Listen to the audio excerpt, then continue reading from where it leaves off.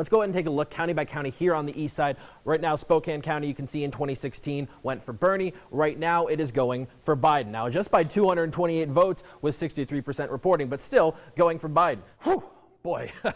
Those are some statements. So let's start with the obvious. So when it comes to sheriffs and state law, we can verify that the 1639 situation is a first. This video of a homeless camp used as evidence of Spokane's homeless problem isn't in Spokane at all. It's Baltimore. There will not be mandatory layoffs because the shutdown has reached day 30. There's really no way around this. This latest statement not only frequently omits important context, it sometimes makes claims that are outright false. Let's break some of them down now. 3 separate IP lookup websites trace that address back to GMMB. What's that? Well, it's a consulting group. Look at this. Nagmana Shirazi, Luke Jasmine III, these are both progressive candidates, 27% to 27%. And then if you look at the actual number of votes, it's even closer. Literally, I don't think you can get closer than this. Don't, though, drug addicts still deserve things like food and shelter and blankets? Do you think it's responsible of the president to be questioning the integrity of the election right now? How come the center was created before the technology was brought on and before these people were trained? Have you heard from donors who said, I want my money back? There is just a ton of rubble right in the middle of the road right now. And if you look just a few feet to the left here, you can see another hot spot here and another one right over there, another one behind it there. Now, the fire truck was sent to go try to figure out where that break was.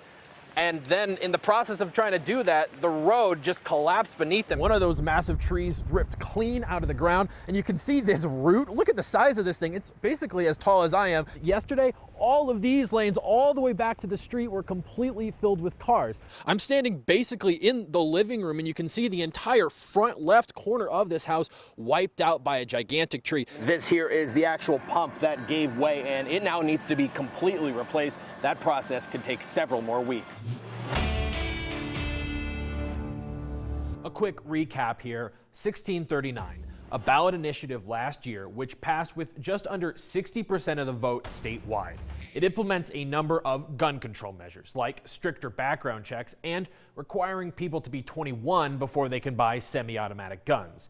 Since it passed, 20 different sheriffs have said the law is either unconstitutional or unenforceable. That's led a lot of you to wonder, has anything like this ever happened before? One commenter asked, what other laws do these officers choose to ignore? To answer that, I reached out to some of the sheriffs involved here. A spokesman for the Yakima County Sheriff's Office couldn't recall any similar law. In Wahkiakum County, Sheriff Mark Howey said in his 29 years there, 1639 is the first law he's ever refused to enforce. And in Klickitat, Sheriff Bob Songer says this was the first law he's found to be unenforceable in his nearly 50 years.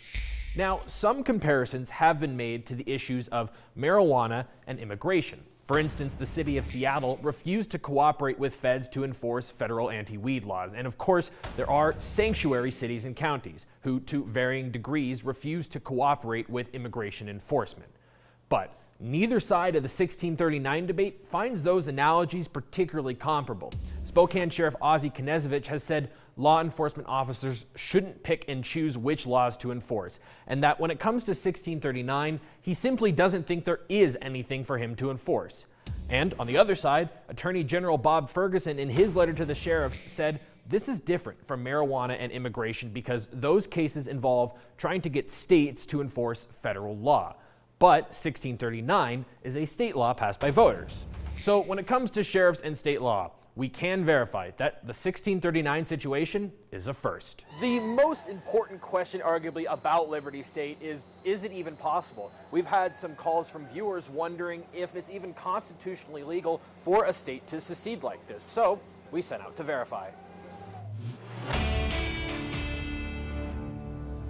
Here's the part of the Constitution that deals with new states. It says Congress can make a new state basically whenever it wants, with one exception. If the proposed state includes land that's already part of an existing state. In that case, not only do you need Congress, but the existing state's legislature has to approve the move as well.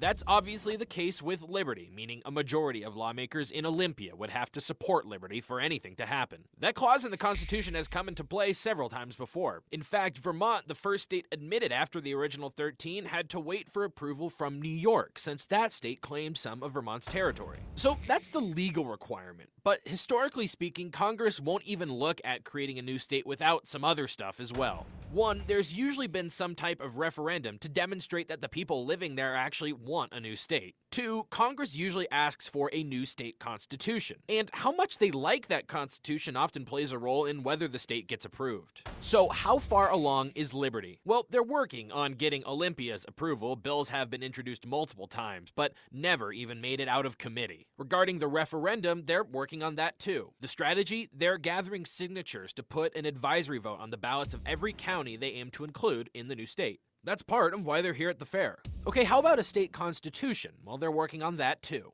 The website says they've written up a draft and are working on finalizing it. And as for support from Congress, well, they're a ways away from that. So we can verify it is possible for Liberty to create a new state, but they've got a long ways to go.